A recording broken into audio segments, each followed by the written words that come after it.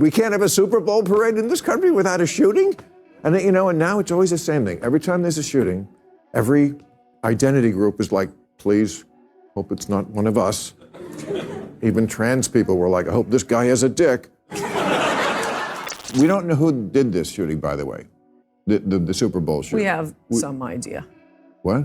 If it were a white man shooting, we'd know.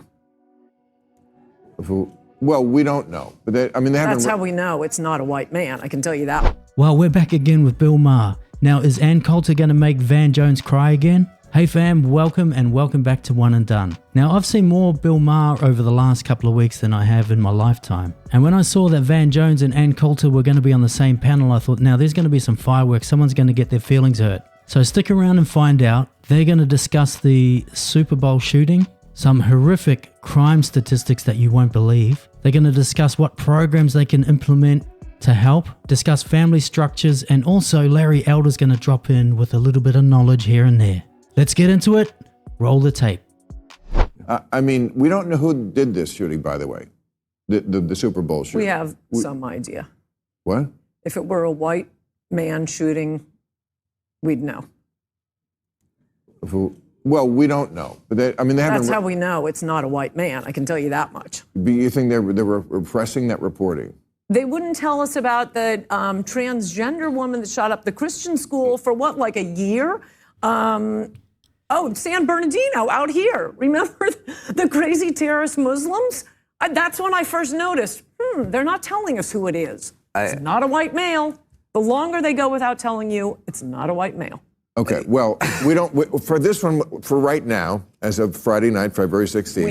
We know. We don't officially know. Okay, you have special powers. Look, folks, it's a sad state of affairs when we can't actually talk about the facts openly and honestly. And when we actually report the opposite of actually what's going on, how the hell are we supposed to repair or tackle these issues in an honest way? No wonder our governments are spending money hand over fist. They're trying to stop the internal bleeding by putting a bandage on your leg. Now, this is why occasionally Bill Maher is worthwhile watching. He's going to share some unbelievable stats with us. Now, these stats are super scary. They almost go against the narrative, almost go against what and who Bill Maher aligns with. And you'll watch Van Jones to see how nervous, fidgety, and uncomfortable he gets when he gets smacked in the face with the truth. We do know that for young black men, gun homicides are the leading cause of death. And that leading cause outstrips the next 15 causes combined. That's how bad it is. Also, black men ages 18 to 25 die from gun homicides at a rate nearly 19 times that of white young men, same age. Whoa. Okay, and they're not being killed by white supremacists. Exactly. They're being killed by each other. Absolutely. That is the truth. Absolutely. Okay. Now we can see how disingenuous Van Jones is. Now this is the dude, the soy boy, the simp, that will bawl his eyes out when Joe Biden wins the election. Well, it's easier to be a parent this morning. It's easier to be a dad. It's easier to tell your kids character matters. It matters. Telling the truth matters. Being a good person matters. And it's easier for a whole lot of people. If you're Muslim in this country, you don't have to worry if the president doesn't want you here. If you're an immigrant, you don't have to worry if the president's going to be happier to have babies snatched away or send dreamers back for no reason. Bruh. He doesn't have a single tear for the black community when it comes to loss of life. This race baiter doesn't give a damn about you out there. He doesn't get emotional at all, not one little tiny bit. Now there is a Good Samaritan in Philadelphia apparently that has done some great work, and he and his team, I guess, have contributed to the decline in homicides and shootings in Philadelphia, which is a great thing. But once again, are we putting a bandage on the toe when your leg's been amputated? And look, that's not to underplay or downplay the great work that this gentleman's done. Good on him, and we do need more of these. But imagine if you had one in every home. A father. Just imagine what the results could be. I do think we don't give enough credit to people who are at the grassroots level Maybe it's not a mass shooting, but there's way too many funerals every weekend in places like Philadelphia, Chicago, Detroit. And yet you have people like Pastor Carl Day in Philadelphia, who is a hero, who goes and talks to the kids before they get in trouble, gives them opportunities. Shootings in Philadelphia are down this year 30% because people are doing good, hard work and they don't get attention. They deserve more. So that is a great news story. That is fantastic work, and full credit to him. Now, if anybody else out there knows anything about this gentleman, please send me a link or something to a video that I can watch of him. I'd love to see the good work that he is doing. Now, Bill Maher's going to ask Van Jones, these deaths and murders are happening in a certain demographic, and does that need to be resolved by that demographic? Do they have people in power, in community and government, or even business? Should they be screaming from the rooftops? And given that this problem is internal, does it need to be more resolved internally? I mean, I've often asked this question. You can't say anymore that, you know, there was a time I did editorials about it when there was a legitimate gripe like blacks are invisible. We don't, well, come on. And that's changed, and that's great. Mayor, I think the mayors of the biggest cities in this country are black. Seven of the top 10 cities have black mayors. We have an African-American vice president. We've got 2 black senators. Not a president. A governor. Police chiefs. Sure. And also leaders in the arts, culture, media. Okay, where's the bully pulpit on this? So I guess the answer is yes. There are plenty of people in decision-making roles that hold high office in government, law enforcement, and even influence through the arts and music. And Bill's right, why aren't we hearing these people screaming from the rooftops? So some of these celebrities are happy to slap on the Black Lives Matter t-shirt and do a march and, you know, make a speech. But do they really matter? Because we would hear them more on the issues that we're just covering right now. Who's to blame for this lack of focus? I'm really glad that you raise it, because I think there's this myth that the black community only cares about a black kid getting killed if a white cop does it or a white supremacist does it. And it's just not true. The media only cares. Yes. The media only cares. But there are candlelight vigils every weekend. There are teddy bears, there are balloons, there are crying mothers, there are marches. Where are the leaders saying just, hey, it's coming from inside the house, cut it out, guys? Candlelight vigils, teddy bears, that ain't solving nothing. What are you doing to prevent this action? Let's turn to the legend himself, Larry Elder, for some common sense. I've had a radio show for almost 25 years. I've invited Jesse Jackson on 50 times, 60 times. I've invited Al Sharpton on that number. Maxine Waters, another loudmouth black woman around here who's running around talking about racism. She won't come on my show either. They don't want to deal with these issues. Why? Let's have a conversation. If I'm wrong, tell me I'm wrong. Tell me how I'm wrong. Give me your data. Give me your facts. Tell me what you got. Yeah. And I could quote the Brookings Institution, which is a liberal think tank, and the Heritage Foundation, which is a conservative think tank, and they'll both tell you that there's a relationship between crime and bad schools and going to prison and not having a dad. So this is not just a liberal kind of thing or a conservative kind of thing. It's a real world kind of thing, and they don't want to have that conversation. I've never heard a reporter ask Obama about the connection between the rise of the single-parent household and the rise of welfare spending. I've never heard anybody ask him that question, not one time. Yeah. And so, as far as I'm concerned, there's this desire not to have this conversation for fear that it then will cause you to rethink your assumptions. A psychologist would call that cognitive dissonance. This anxiety that you feel when you have had your assumptions challenged and you don't want to do it. It's uncomfortable. You see these race baiters in every single community, the Jesse Jacksons, the Al Sharptons. They only come out when the stories make the news, and it's never the black on black crime. If it's black on black crime, they're not interested, you won't hear from them. They're clout chasers. They do all these darkroom deals, enrich themselves and keep their own people down and oppressed. Doesn't just happen in the black community, it happens worldwide in all minority groups. Every minority group has these clout chasers that love the fame and the fortune and treat their own people like dirt.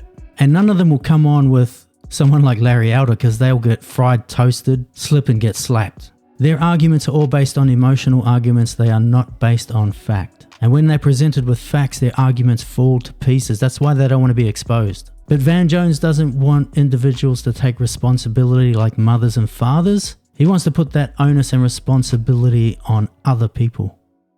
Let's watch. It happens every Sunday in every black church. It happens every Saturday in every basketball But program. these kids aren't going to the church. Well, some do and some don't. But when you have people like Pastor Carl Day again and others, they leave the church and they go out there and they get no credit, they get no support. I agree with you. The amount of self-inflicted harm. There's a suicide crisis among young white kids and a homicide crisis among young black kids, and we're not doing enough about either one, and we should be doing a lot more. So yes, church, community, and all those things are important, but they do not replace the nuclear family. They are a support for the nuclear family. Leadership, guidance, meaning, and purpose should come from the nuclear family, from your father and your mother. Blacks killing blacks will not get covered by the media. That's a huge media problem, and you'll all laugh at me, but I'm going to say it because I'm right. Very right. Because of this Far right. is illegitimacy. All of these young men do not have fathers, and that is a huge, huge source of it. Anything that could be done to reduce the illegitimacy rate, particularly among the black community, it would be astronomical, the changes you'd see. Do you know, just one fact, if you take away the factor of illegitimacy, the difference in the black and the white crime rate disappears. You know, It's an amazing fact. And Colt is right. This is all driven by the mainstream media. Just so happens that one of the mainstream media shills is right next to her. The race hustler, pusher, teardrop bucket filling Van Jones. And when it comes to two-parent households, Anne says that white and black, this disparity disappears. It disappears if there's two parents in the home. And that's believable, because if you go back 50, 60 years, you will see the difference. So that raises the question, what's the biggest challenge or burden facing the black community or even minorities in the Western world? The biggest burden that black people have, in my opinion, again, is the percentage of blacks, 75% of them, that are raised without fathers. And that has every other social negative consequence connected to it. Crime, not being able to compete economically in the country, being more likely to be arrested. That's the number one problem facing the black community. And when I hear people tell me about systemic racism or unconscious racism, I always say, give me an example, and almost nobody can do it. Some straight up facts there from Larry Elder. Now, I've said this before with all these race baiters. It's funny how they want you to have all these government programs and things like that to help raise your kids. Yet they're leading completely different lives. Van Jones, well educated. He's married. He and his wife are raising his children. So why isn't he preaching that? He obviously thinks it's a winning formula. He's living his life by that. But listen to the squealy little mouse. I've got two very small children. I've got my eye on this problem a lot. You know, I'm trying to raise, black kids here in Los Angeles. I'm not a part of the pro-crime lobby. I'm far from it. I disagree. I believe he's a part of the lobby. He's part of the mainstream liberal lunatic media. He's been pushing this narrative about white supremacy and all this sort of stuff, instead of pushing things that really matter, like family structure at home. That has the biggest impact. But he's going to continue to spill soy milk and simp all over the place. I'm not arguing with you, Ann, that fathers don't matter. I agree. Dads matter. I am a dad. But whether the dad is married to the mom or not married to the mom, or whether the dad is across the street, or whether that is important, it's vital, but it becomes an excuse not to put those programs in place that help kids who got dads and kids who don't. So once again, he's going on and he's not talking about the things that have made him and his life successful. He has obviously taken responsibility. He's got educated, he's got married, and he's had his children. He has a successful career. Tell us how you did that, Van Jones. Stop keeping it to yourself. Should it be easier now to raise children with a two-parent household? What were marriage rates like 50, 60 years ago? Hell, let's even go all the way back to slavery. Here's Larry Elder with a history lesson. 1890, 1900, you look at census reports, a black kid, believe it or not, was slightly more likely to be born to a nuclear intact family than a white kid. Even during slavery, a black kid was more likely to be born under a roof with his biological mother and biological father than today. What's happened is we launched this so-called war on poverty in the 60s, where literally Lyndon Johnson sent people knocking on doors. I lived in the 60s, and people knocked on doors apprising women of their availability to welfare, provided there was no man in the house. And we went from 25% of blacks being born outside of wedlock in 65 to 75% right now. And you look at how much money that we spent on welfare, and the lines are parallel. It was a neutron bomb dropped on this country, not just on the black community, but on people in general. At one time, only about 5% of whites were born outside of wedlock. Now 25% of whites are born outside of wedlock. I think the problem these days is choosing the right partner. We tend to fall for eye candy these days, and we'll forget about all the red flags that are flashing before our eyes and say, no, I can change this person. Instead of finding a partner that you can see yourself within 5 and 10 years' time, partner that shares your same morals, values, and goals. Someone that's going to make a great father, a provider, or a partner that's going to make a great mother and create peace at home. Look, it's important to have hope, but it's no use having hope if you don't have the tools to achieve what you're hoping for. The parents should provide a vision and a means to achieving that vision. The best foundation.